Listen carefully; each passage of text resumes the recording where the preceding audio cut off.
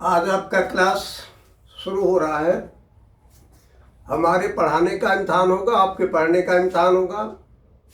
अगर गुरु अच्छा पढ़ाएगा तो निश्चय ही चेला अच्छा पढ़ेगा, शिष्य अच्छा बनेगा। अगर गुरु में कमी हो गई तो चेला पर भी उसका प्रभाव पड़ेगा।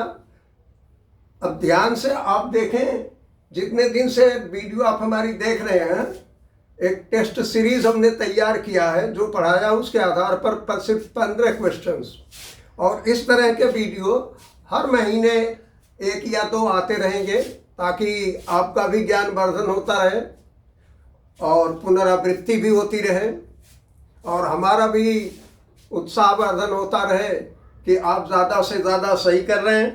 कमेंट में आप बताएं कितना सही आपका हुआ, ज़्यादा खुशी होगी हमें। यहाँ देखिए 15 जो प्रश्न दिए गए। पहला प्रश्न है, आदिकाल का कवि नहीं है। यहाँ 4 कवियों का नाम लिखा है, इनमें से एक कवि है जो आदिकाल के नहीं है।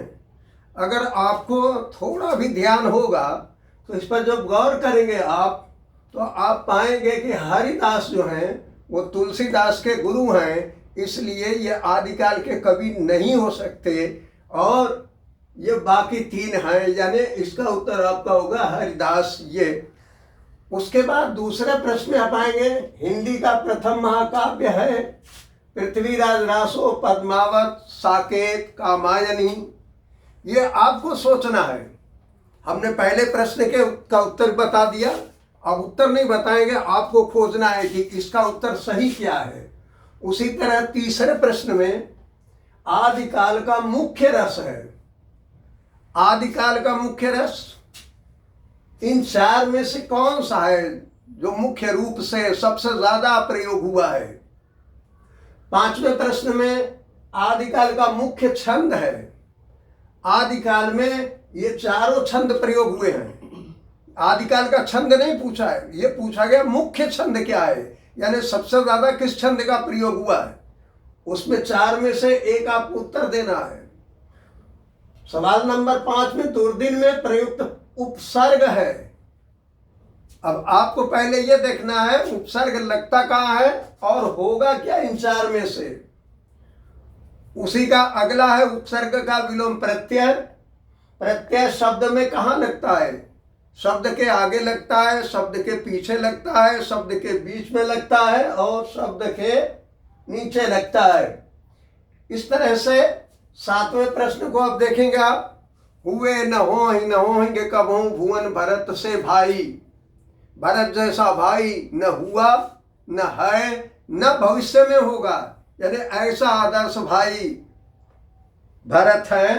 अब इसमें आपको देखना है कि इसमें ह और ये भ की आवृत्ति जितनी बार हुई है, इसके एतबार से ये अनुप्रास का कौन सा भेद होगा।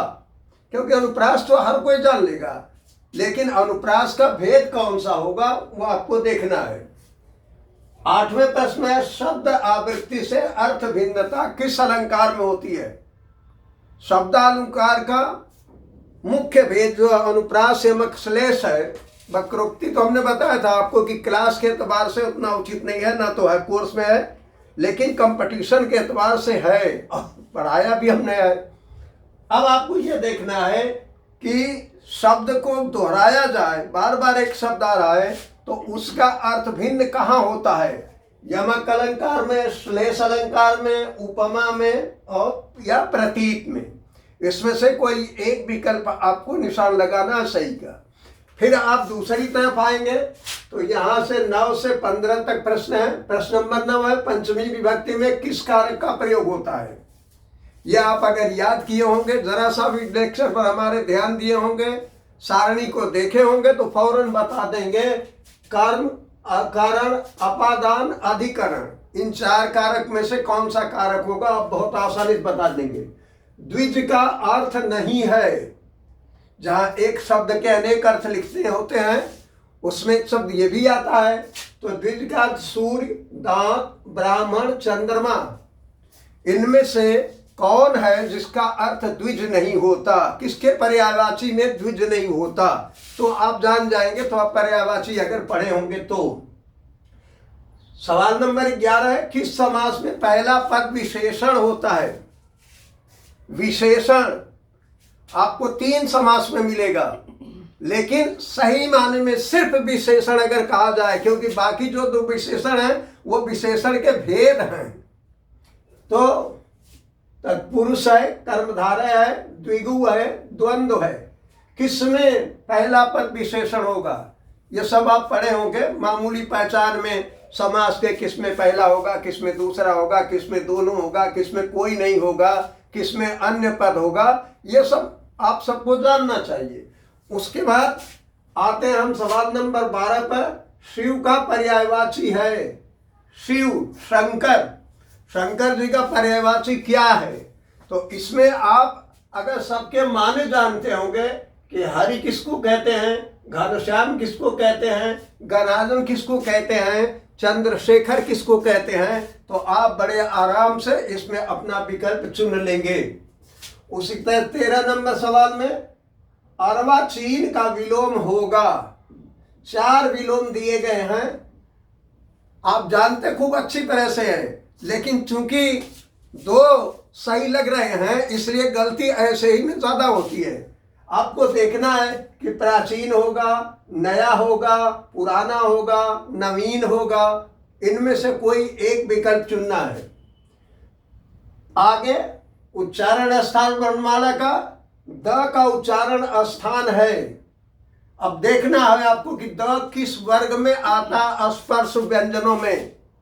क वर्ग, च वर्ग, ट वर्ग, त वर्ग, प वर्ग, इनमें से किस वर्ग में आता है और उस वर्ग का उच्चारण स्थान क्या है ये आप देख चुके हैं। उसी तरह से महाप्राण वर्ण है। आप जानते हैं कि महाप्राण वर्ण कौन कौन से होते हैं। अगर आपको याद होगा तो इसमें बड़ी आसानी से चुन लेंगे। एक बार और हमारी बात पर ध्यान दीजिए। इसमें जो उत्तरमाला दिया गया है आप इसको देख करके उत्तरमाला को ढक करके अपना उत्तर दीजिए, उसके बाद मिलान कर लीजिए। फिर आप देखिए आप कितना अध्ययनशील है, अध्ययन कर रहे हैं या पढ़ाई कर रहे हैं। पढ़ने और अध्ययन में फर्क है। पढ़ने का मतलब है बस आप लोगों को दिखा रहे हैं, अध्ययन का मतलब है आप मन से उस चीज को ग्रहण कर रहे हैं। अगर आपको ये वीडियो पसंद आए तो लाइक और शेयर कीजिए और सब्सक्राइब भी कीजिए, दूसरों तक पहुंचाइए। और अगर आप इसका स्क्रीनशॉट लेना चाहते हैं तो ले सकते हैं।